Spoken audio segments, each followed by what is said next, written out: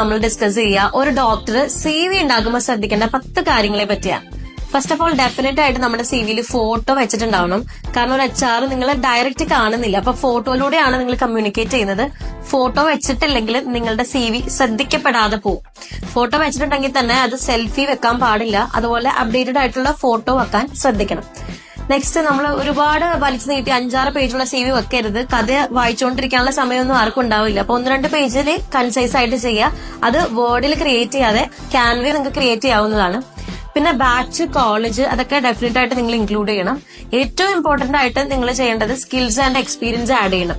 കാരണം സ്കിൽസ് നിങ്ങൾ മെൻഷൻ ചെയ്യുമ്പോഴാണ് കമ്പനി അല്ലെങ്കിൽ ഒരു ഹോസ്പിറ്റൽ കൾച്ചറായിട്ട് നിങ്ങളുടെ സ്കിൽ മാച്ച് ആവുന്നുണ്ടോ എന്ന് നോക്കുന്നത് അത് വെച്ചിട്ടാണ്. അപ്പൊ അത് ഡെഫിനറ്റ്ലി ആഡ് ചെയ്തിട്ടുണ്ടാവും. അത് ഹൈലൈറ്റഡ് ആയിട്ട് ആഡ് ചെയ്യണം.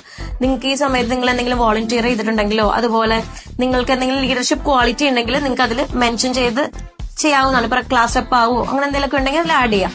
പിന്നെ എക്സ്പീരിയൻസ് നിങ്ങൾ പിന്നെ ഹോസ്പിറ്റലിൽ വർക്ക് ചെയ്തിട്ടുണ്ട്, അതിന്റെ ഡ്യൂറേഷൻ നിങ്ങൾക്ക് മെൻഷൻ ചെയ്യണം.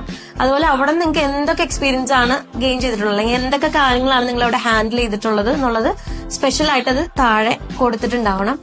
സബ്ജക്ട് വെക്കണം ഏറ്റവും ഇമ്പോർട്ടന്റ് ആയിട്ട് മെയിൽ അയക്കുമ്പോൾ. അതുപോലെ തന്നെ ഒരു കവർ ലെറ്റർ ആഡ് ചെയ്തിട്ടുണ്ടാവണം.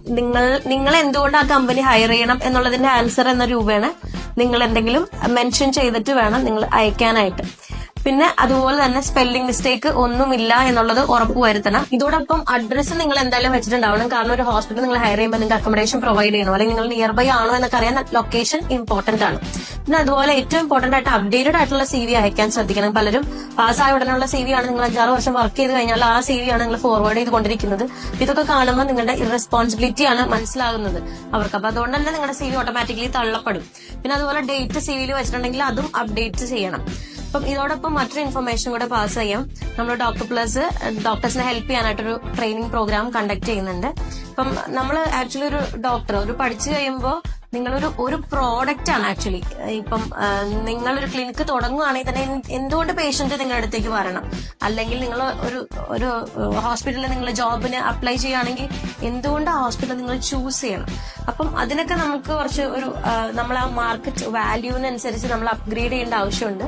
അപ്പൊ ആ സ്കിൽസ് ഒക്കെയാണ് നമ്മുടെ ഈ ട്രെയിനിങ്ങിൽ പഠിപ്പിച്ചു തരുന്നത്. ഇതേപ്പറ്റി നിങ്ങൾക്ക് കൂടുതൽ ഇൻഫർമേഷൻസ് അറിയണമെന്നുണ്ടെങ്കിൽ നമുക്ക് ഡയറക്റ്റ് മെസ്സേജ് അയക്കാവുന്നതാണ്.